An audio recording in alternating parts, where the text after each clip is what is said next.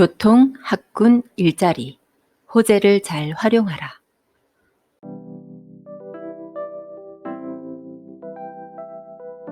호재의 사유는 크게 교통수단의 편의성, 학군과 학원, 자연과 가까운 생활 편의성, 일자리 창출 등으로 구분할 수 있다.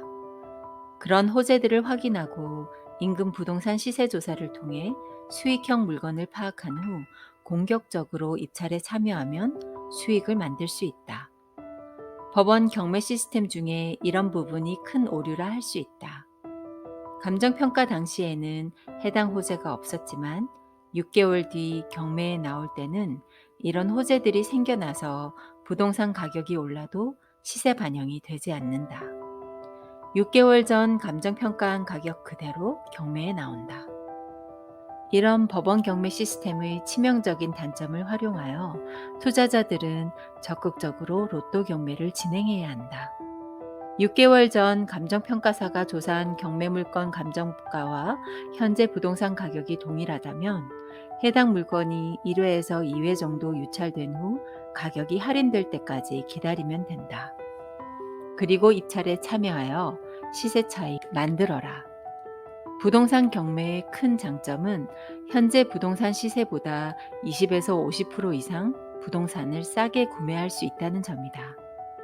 반대로 물건이 비싸면 투자자들이 구매에 나서지 않는다. 지속적으로 경매 물건에 입찰자가 없으면 법원은 해당 물건을 세일하여 투자자들의 구매욕을 높이는 작업을 한다.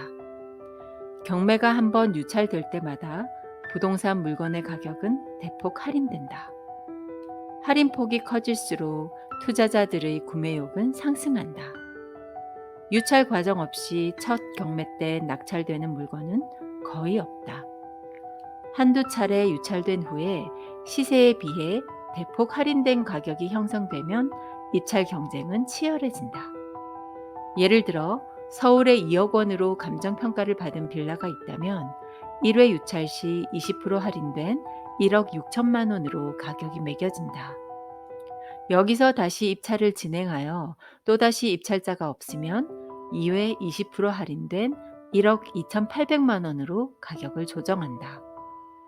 특히 수도권은 할인이 30%부터 시작되니 무조건 수익이 나오는 구조가 만들어진다. 특히 수도권은 할인이 30%부터 시작되니 무조건 수익이 나오는 구조가 만들어진다. 낙찰자가 없다면 경매 가격은 지속적으로 내려가게 되며 유찰이 많을수록 최저 매각 가격은 계속 낮아진다. 투자자들의 계산법은 크게 다르지 않다. 따라서 적절한 회차에 적절한 가격을 제시할 줄 아는 것이 경매의 기본이다. 경매를 낙찰받아 부동산을 구입하는 가격이 시세보다 월등히 저렴한 것은 당연하다. 경매를 통해 부동산을 낙찰받아 본 사람이라면 시세대로 값을 치르고 부동산을 구입하는 것이 손해라는 생각을 갖게 된다.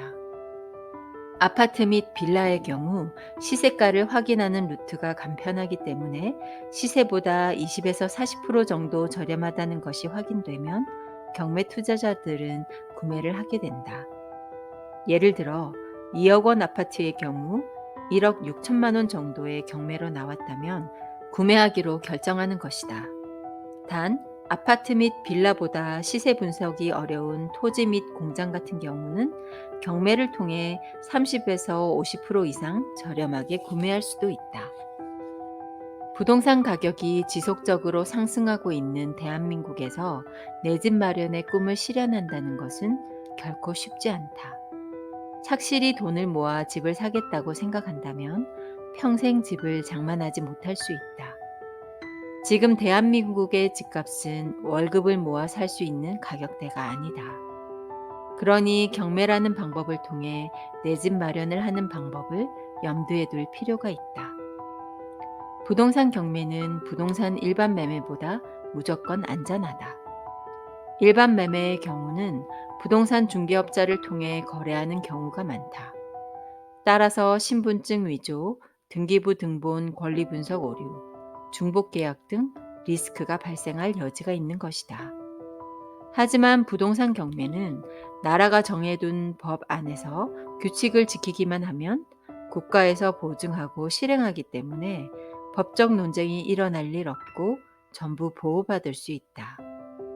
또한 일반적인 부동산을 구매할 때는 부동산 투기 규제로 부동산 가격의 40% 안에서 담보대출이 가능하지만 경매의 경우는 담보대출이 70에서 90%까지 가능하다. 부동산 시장이 과열되고 부동산 정책이 쏟아져 나와도 부동산 경매로 취득한 물건은 정책에 크게 영향을 받지 않는다. 부동산 경매는 알면 알수록 매력 있는 재테크 수단이라고 보면 된다.